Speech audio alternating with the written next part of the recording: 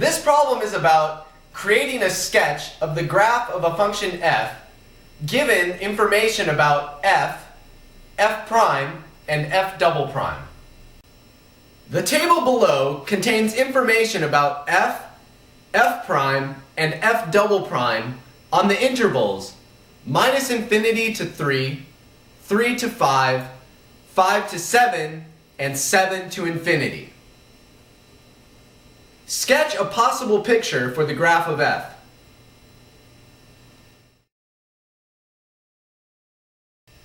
The table we are given contains a lot of information, and sketching the graph of f can be a very cumbersome task.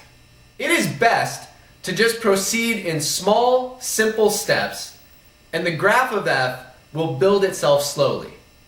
First, we will plot any points, which are x, f of x, if they are given. Notice we are given the value of f at x equals 3, x equals 5, and x equals 7. Second, we will list any local maxima or minima. Third, we will list any inflection points. And fourth, we will draw the local tangent lines where we have that information. We are given the values of f prime at x equals 3, x equals 5, and x equals 7. That means we know the slope of the tangent line to the graph of f at these three locations. To start the picture, let's go plot the points corresponding to 3, 1, 5, 2, and 7, 3. We are given at x equals 3, f of x equals 1, at x equals 5, f of x equals 2, and at x equals 7, f of x equals 3. Now let's make a list of our local maxima and minima. There are multiple ways to check for a local maxima. Let me tell you about two of them. The first one is to check that f prime is 0 and f double prime is negative. This is the easiest, but sometimes we'll miss a local maxima. The second one is more basic. It requires, again, f prime is equal to 0 and f prime changes sign from positive to negative. F prime is equal to 0 at x equals 3 and at x equals 7. At x equals 3, f double prime is positive. This is bad. This does not correspond to a local maxima. At x equals 7, f double prime is 0, and this is inconclusive. So let's check the second method. F prime goes from positive to 0 back to positive values. F prime does not change sign at x equals 7, so this is not a local maxima. Our function f has no local maxima. Let's go look for any local minima. Similarly, there are many ways to look for a local minima. Let's use the same two that we did for the local max. The first says that f prime is equal to 0 and f double prime is positive. The second is when f prime is 0 and f prime changes sign from negative to positive values. F prime is 0 at x equals 3 and x equals 7. At x equals 3, f double prime is equal to 2, which is positive.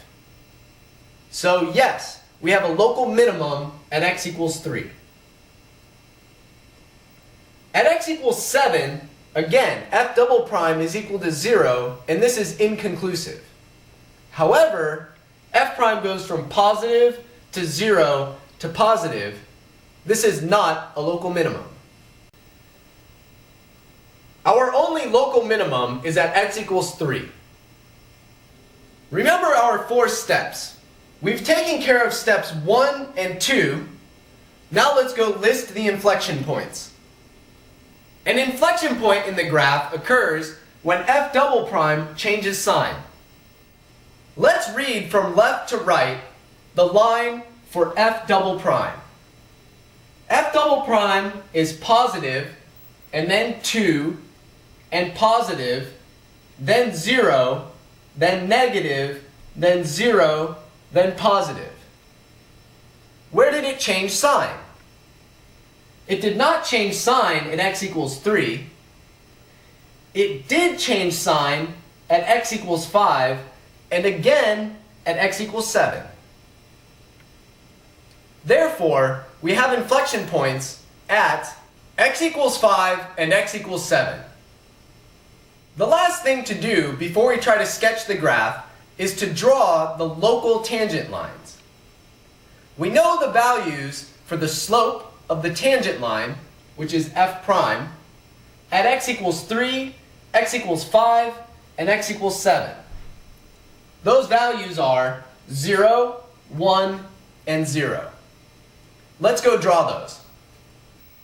The tangent line at x equals 3 has a slope of 0. The tangent line at x equals 5 has a slope of 1. The tangent line at x equals 7 has a slope of 0. We are almost ready to put together our final picture for the graph of f. Before we do so, let's graph each piece separately just to see its basic shape, and then we will put each of those pieces together in our picture. On the interval minus infinity to 3, we have f prime is negative and f double prime is positive. That means the graph is decreasing but concave up. That looks like this. On the interval from 3 to 5, f prime is positive and f double prime is positive. That means the graph is increasing and concave up. That looks like this. On the interval from 5 to 7, f prime is positive and f double prime is negative. So the graph is increasing, but now it's concave down. That looks like this. Finally, on the interval from 7 to infinity, f prime is positive and f double prime is positive. So our graph is increasing and concave up. That looks like this. Now let's go fill in these 4 basic shapes into our picture and respect the points we already drew and the tangent lines we already drew. This is our sketch of the graph of f. On the first interval, our graph was decreasing and concave up. On the second interval, our graph was increasing and concave up. On the third interval, our graph was increasing and concave down. And on the fourth interval, our graph was increasing and concave up. Remember, we had a local minimum at x equals 3, and we had inflection points at x equals 5 and at x equals 7. Let's do a quick recap. Our first step was to plot the points that we were given. That was at x equals 3, x equals 5, and x equals 7. Our second step was to find any local maxima or minima. There were no local maxima, and there was one local minimum at x equals 3. Our third step was to find the inflection points. Those occurred at x equals 5 and x equals 7. Our fourth step was to draw the local tangents. We were given information about the tangent lines at x equals 3, x equals 5, and x equals 7. Finally, we filled in the rough shape of the graph of f using the increasing and decreasing properties along with the concavity.